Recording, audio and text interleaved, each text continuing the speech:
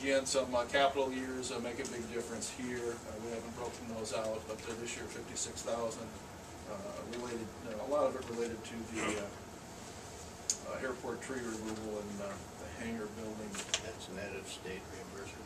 No, this is gross. This is gross. This is the gross expenditures at the airport. Library.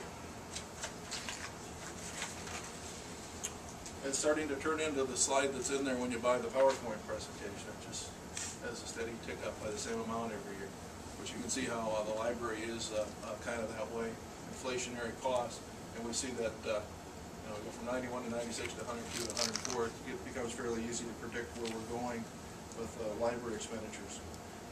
You'll also see the revenue sources for the library here, and the notation that the library is a building fund balance, or part of this is a building fund balance and an attempt to have money around for the future library project. Now we'll talk about reserves. Where did we end? Where do we end at each one of these funds, at least the major funds? The pink here is your unreserved fund balance, and the blue is what you spend in a year. So you want to visually take a look at your reserve compared to what you spend.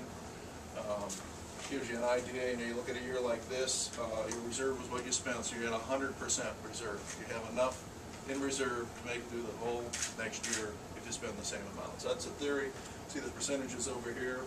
In that particular year, I guess it came out to 99%, dropped to 80 last year. Really not as much a result of the reserve dropping, but expenditures going up.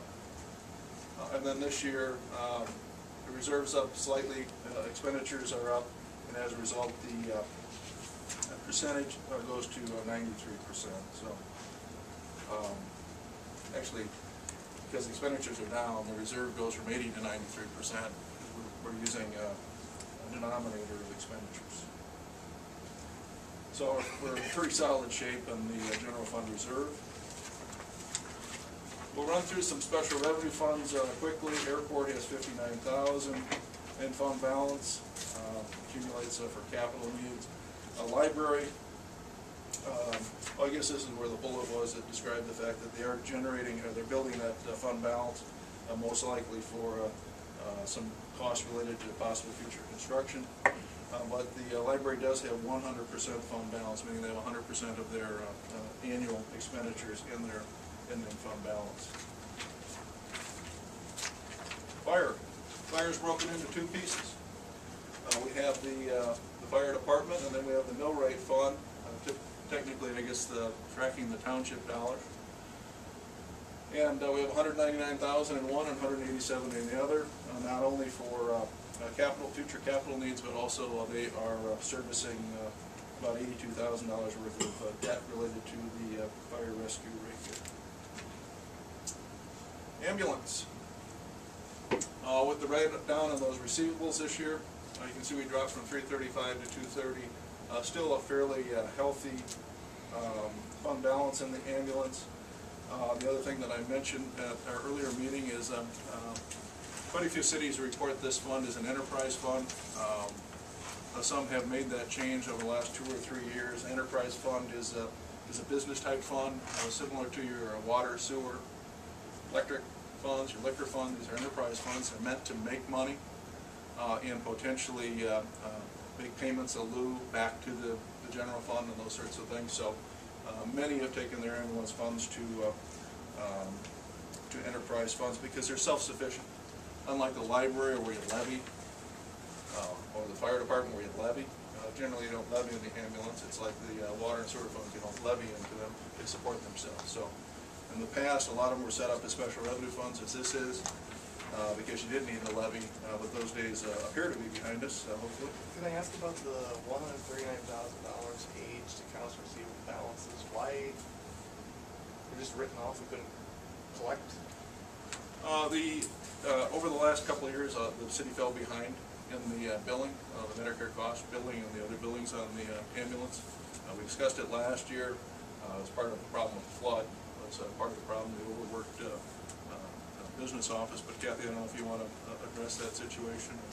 Yeah, it was mostly 2007 and 2008 that we weren't able to collect, especially like on Medicare. They have a timeline that you have to send in a form, and we missed the timeline on some of those, so we had to write them off.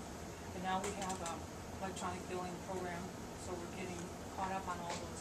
We can go back to like the last half of 2008, and we get penalized a little bit, but we're still able to collect. So we're in the process of catching up on all those old billings now. So, what's interesting about the ambulance fund, I discussed this also at the meeting, is that I have other cities that have a situation where they'll have a balance like that. What they do is they reduce their ambulance billings going forward to work it down. Because this isn't a fund that by missing a receivable billing like that, it costs you general fund levy or additional fees to people. It does impact the future of what people pay for the ambulance service, but this did not cause a general fund tax. So it's unfortunate, but it's simply impacting the balance that's there and the decisions you make about what to charge for the ambulance service. Okay. Just one more question. Is there, if this was converted to an enterprise fund, would there be more accountability?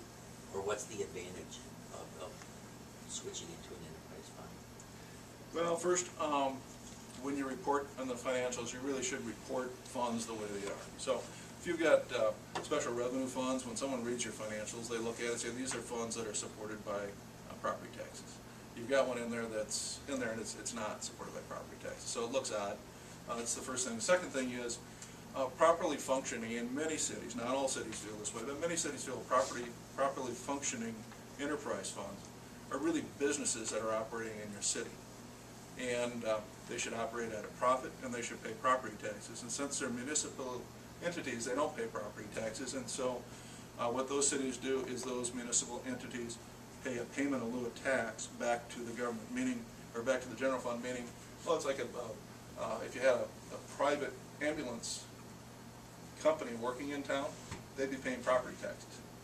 So that's the theory, and so these enterprise funds pay payment in lieu of tax, like many of your utility funds used to, and we'll get to that here shortly. But anyway, it's a way of really getting a tax back to the general fund.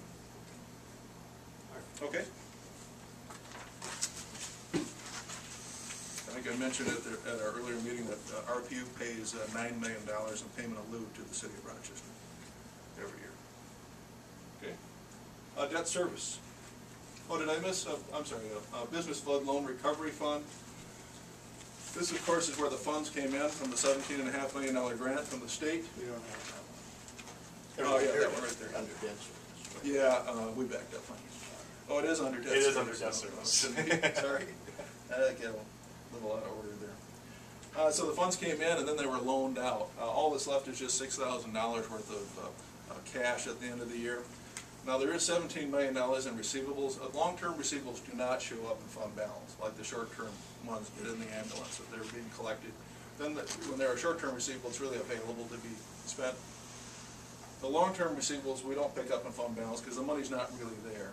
To pick up all this $17 million would be telling the reader and others that you get $17 million around in fund balance. Well, you don't. These dollars, some are going to be forgiven after I think a 5-year period, and others will take many, many years to come back in. So anyway, that's why the Business Flood Loan Recovery Fund shows such a small fund balance. This is the three different, the breakdown of the three different categories and the amounts of the different loans that were outstanding at December 31. Okay, now we get into debt service.